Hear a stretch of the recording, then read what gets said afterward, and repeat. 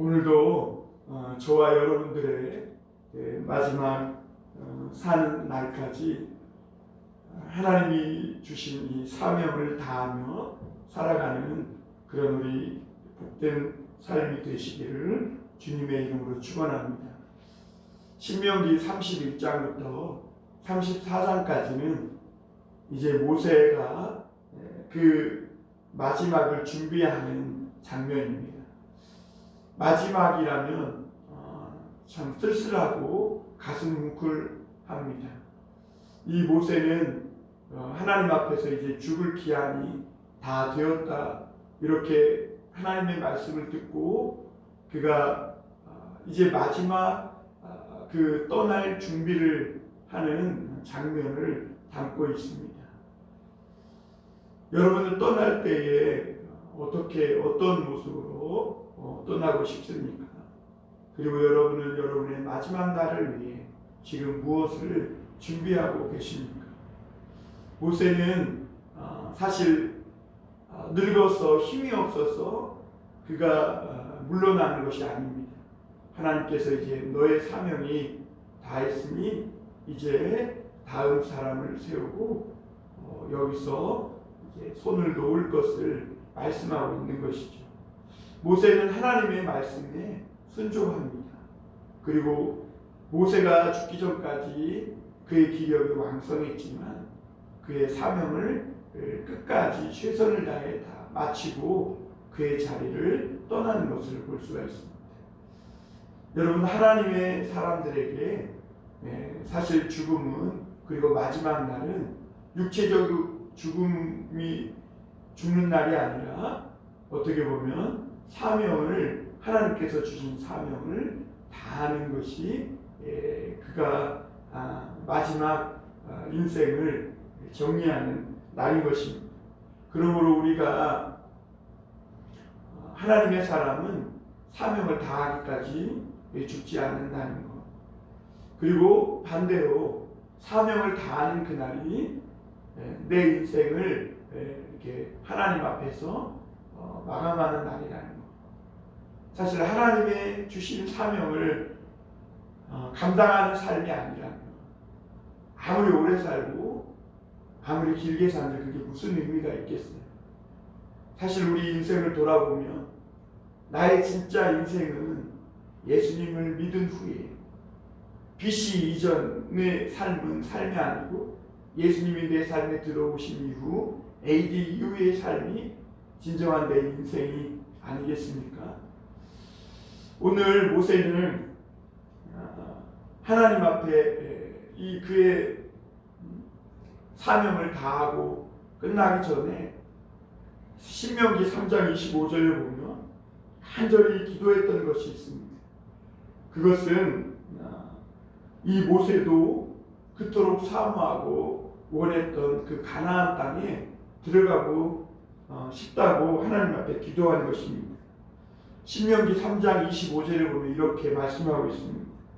구하옵나니 나를 건너가게 하사 요단 저쪽에 있는 아름다운 땅, 아름다운 산과 레바논을 보게 하옵소서. 이렇게 기도합니다. 모세가 얼마나 그 땅을 들어가 보고 싶었으면 하나님께 정말 피눈물이 맺힌 기도를 하고 있습니다. 그러나 신명기 3장 26절에 보면 하나님은 이 모세의 기도에 이렇게 응답합니다. 그만해도 족하니 이 일로 다시는 내게 고하지 말라. 이렇게 말합니다. 하나님이 노하신 것이죠. 그런데 오늘 말씀에는 모세가 그렇게 그 가나안 땅을 들어가고 싶었고, 그래서 하나님 앞에 간절히 기도했음에도 하나님이 노하셔서 들어가지 못하게 됐습니다. 그런데 오늘 말씀에 보면 그럼에도 불구하고 이 모세의 쓰라린 속내는 전혀 드러나지 않고 모세는 다만 하나님의 말씀에 묵묵하게 순종할 따름입니다.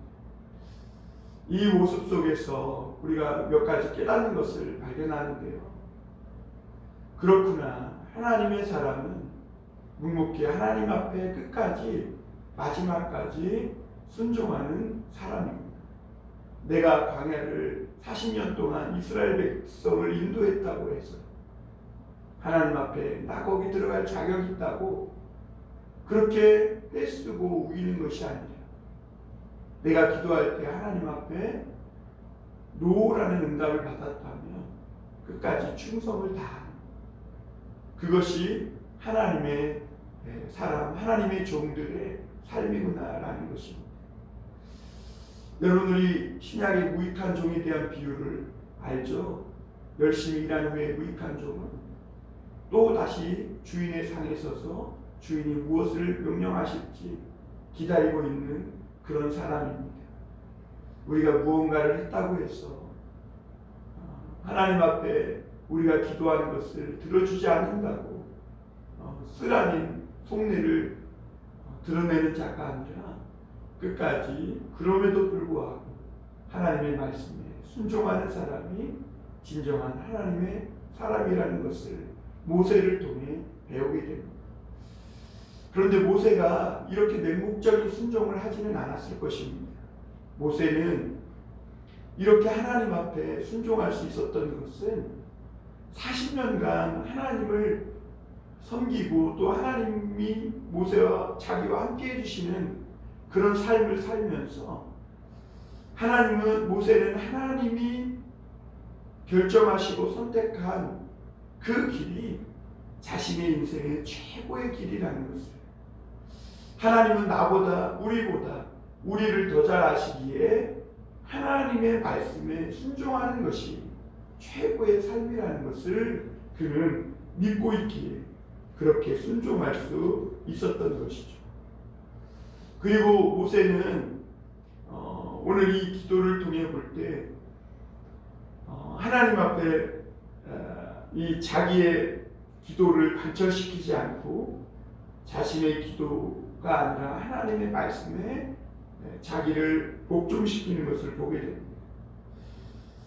모세도 하나님께 기도했는데 응답받지 못한 기도가 있었구나라는 것을 깨닫게 됩니다. 모세는 애굽에서 10가지 재앙을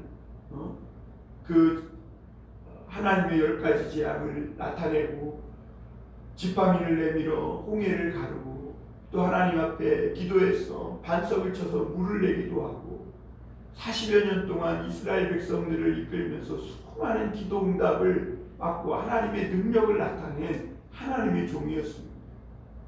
이렇게 능력의 사람, 하나님의 사람 모세에게도 응답받지 못한 기도가 있다는 것.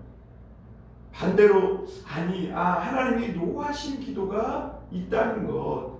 이것을 보면 참 우리가 어떻게 기도해야 하는지를 다시 한번 깨닫게 해줍니다. 여러분, 참된 기도란 내 욕망을 위해 하나님을 끌어들이지 않는 것입니다. 한국교회와 오늘 수많은 성도들의 기도가 재건축되어야, 리모델링 되어야 함을 우리가 여기서 배우게 되는 것이죠. 노라고 하나님께서 응답하시는 순간 기꺼이 순종하는 법을 배우는 것. 그것이 진정한 순종의 기도의 자세라는 것입니다.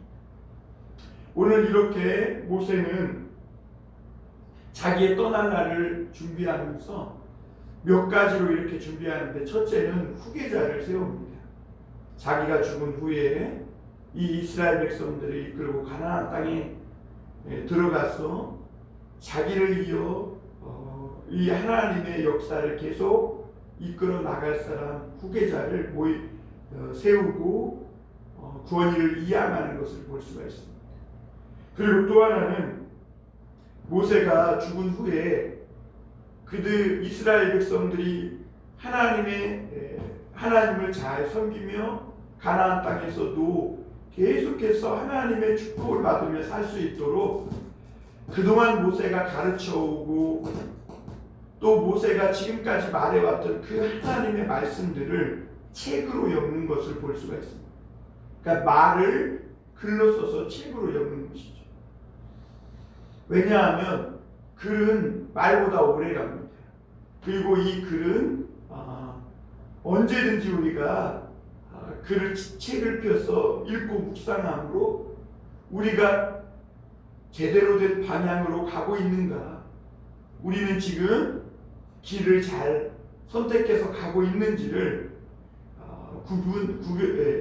분별할 수 있는 그런 기준이 되는 것입니다. 그리고 또 하나는 모세가 노래를 지어 부르게 합니다.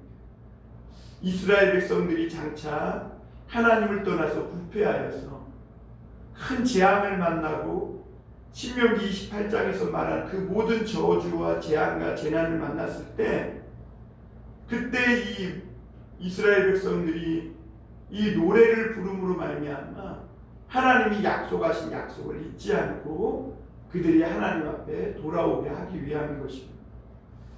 여러분, 우리가 힘들고 외우기 어려운, 그리고 기억하고 암기하기 어려운 이런 말들은 노래로 부르면 잘 외워집니다. 찬송가는 하나님의 말씀에 곡을 붙인 것이죠. 우리가 이 찬송을 부를 때에 우리가 잘못된 길을 가고 있다가도 이 찬송을 부르면 내가 잘못된 길을 가고 있음을 깨닫게 되고 하나님께 돌아가야 한다는 이런 뭉클한 감동이 올라오게 되는 것이죠. 모세는 여호수아와 함께 하나님 앞에서 하나님께서 회막 앞에 서라고 말씀하셨습니다. 그래서 이 회막 앞에 선 모세와 여호수아에게 하나님은 장차 이 이스라엘 백성들이 너가 이토록 말씀을 가르치고 또 이 하나님의 말씀을 증거하고 기적과 이사와 표적을 보여줬지만 이 이스라엘 백성들이 하나님을 떠나서 부패하여 목이 곱고 다른 신을 섬기며 잘못된 길을 갈 거라는, 그래서 하나님이 주신 하나님으로부터 이 말씀을 들은 대로 모든 재앙과 환난이 임할 것에 대해서 말씀해 주셨어요. 그래서 이스라엘 백성들이 그렇게 하나님을 떠나서 영원히 멸망하도록 그냥 내버려 두면 안 된다는 것입니다. 그래서 모세는 이 하나님의 말씀을 노래로 만들었어. 이스라엘 백성들에게 그것을 가르치고 노래를 부르게 하라는 것입니다.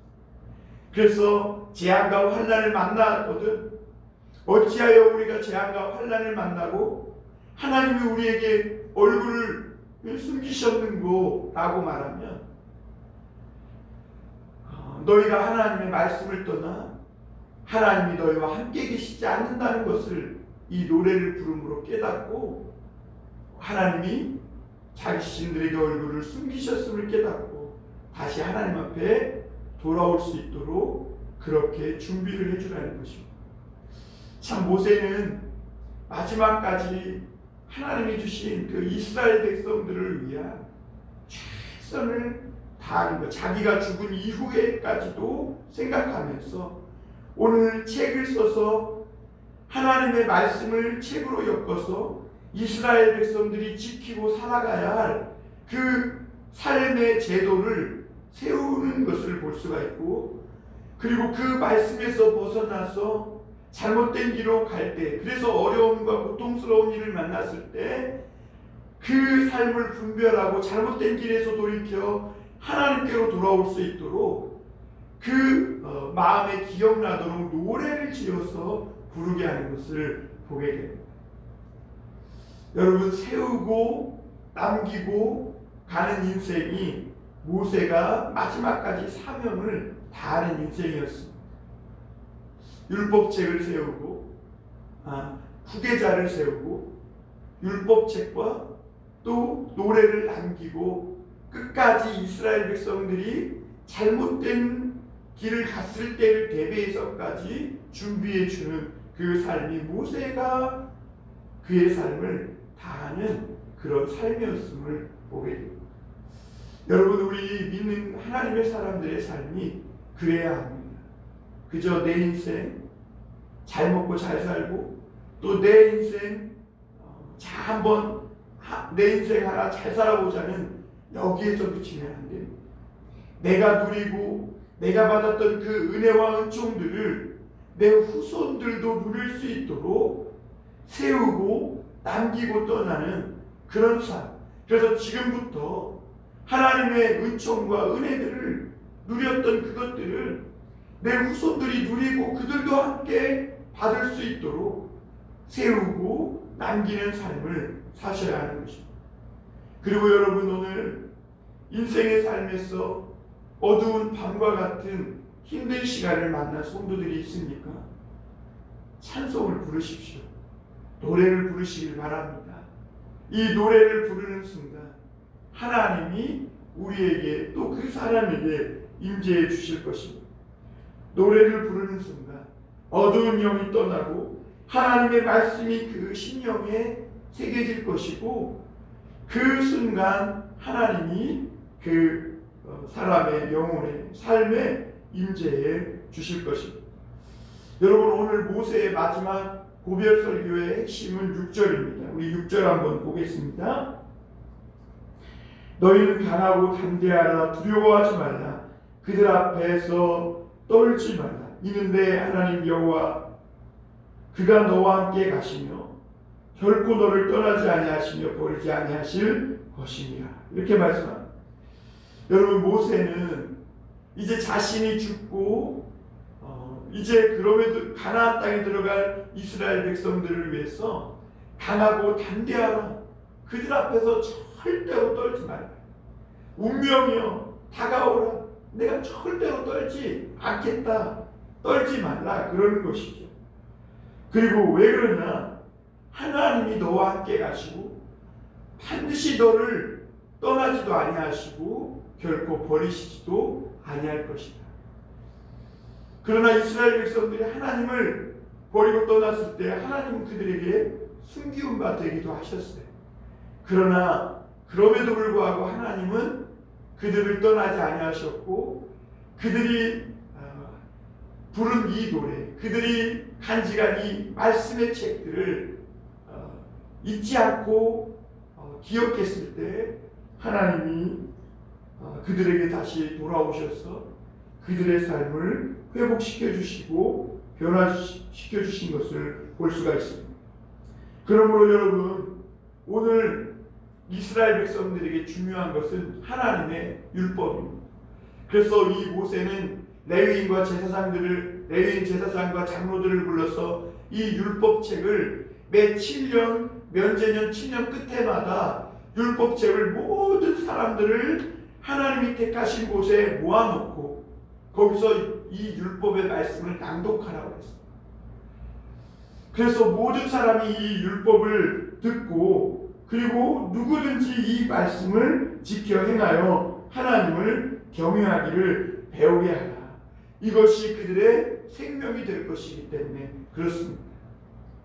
그리고 마지막으로 이제 이 모세는 이스라엘 백성들에게 이 마지막 당부를 하나님께서 이 모세에게 마지막 당부를 하시는 것이 볼 수가 있는데, 갑자기 하나님은 모세와 여호수아를 나오라고 하신 이후에 하나님이 이제는 직접 여호수아에게 말씀하시기 시작합니다.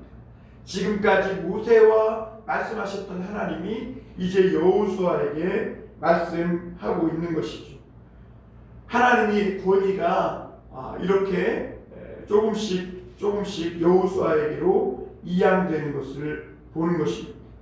그리고 나서 이제는 이스라엘 백성들이 장차 앞서서 말씀드린 대로 썩어서 부패하여 잘못된 길을 갈 거니까 그때는 하나님께서 얼굴을 숨기실 것인데, 그때를 위해서 너희는 이 노래를 지어서 그들의 입으로 부르게 하라. 오늘 19절입니다. 같이 보겠습니다. 19절. 그러므로 이제 너희는 이 노래를 써서 이스라엘 자손들에게 가르쳐 그들의 입으로 부르게 하여 이 노래를 나를 위하여 이스라엘 자손들에게 증거가 되게 하라. 이렇게 말합니다. 그래서 이 모세는 신명기 32장에서 모세의 노래를 짓습니다. 그리고 이것을 이스라엘 백성들로 부르게 합니다. 여러분, 노래는 강력한 힘이 있습니다. 사람의 마음을 움직이는 힘이 있고 사람을 끌어모으고 변화시키는 힘이 있습니다. 노래를 부르면 우리의 어두움이 떠나가고 또 새로운 하나님의 은혜가 임하는 그런 능력이 있습니다. 그래서 21절에 보면 그들이 수많은 재앙과 환난을 당할 때에 그들의 자손이 부르기를 잊지 아니한 이 노래가 그들 앞에 증인처럼 되리라. 나는 내가 맹세한 땅으로 그들을 인도하여 드리기 전 오늘 나는 그들이 생각한 바를 아노라. 그들이 노래를 부르면 이 노래가 증인처럼 나타나서 하나님을 그들에게 증거하게 될 것이고, 그리고 그들이 다시 돌이켜 하나님이 약속하신 그 땅으로 돌아오게 되는 그런 역사가 있게 될 것이다. 그래서 이제는 모세는 24절 이후에 보면 이 율법책과 이 노래를 언약궤 곁에 두어 증거가 되게 하라 이렇게 말씀합니다. 언약궤 곁에 두라는 것은 이 모세가 지은 이 율법책은 이 언약궤와 같은 그런 권위가 있고 또 하나님의 임재가 있다는 것입니다. 언약궤는 뭡니까? 하나님의 임재가 임하는 장소 아니겠습니까?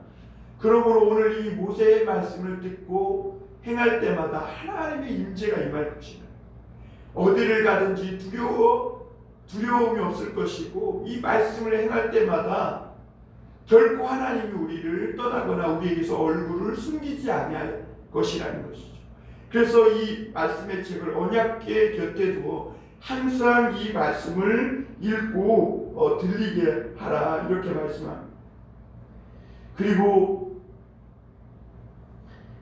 이스라엘 백성들이 그래서 어떤 환난과 어려움을 당하든지 간에 언약궤를 메듯이 이 하나님의 말씀을 이 모세를 통해 주신 이 율법책을 곁에 두고 또 모세가 지어 준 그 노래를 부르고 그들이 어깨에 메고 어디를 가든지 이 말씀과 함께 행하기만 하면 하나님의 말씀이 하나님이 임재할 뿐만 아니라 하나님의 소리, 하나님의 음성을 듣게 되고 그리고 하나님께서 그들과 함께 하셔서 그들이 이 말씀을 읽고 듣고 지킬 때마다 하나님의 축복이 역사하는 말씀이 될 거라고 말씀하고 있는 것이죠.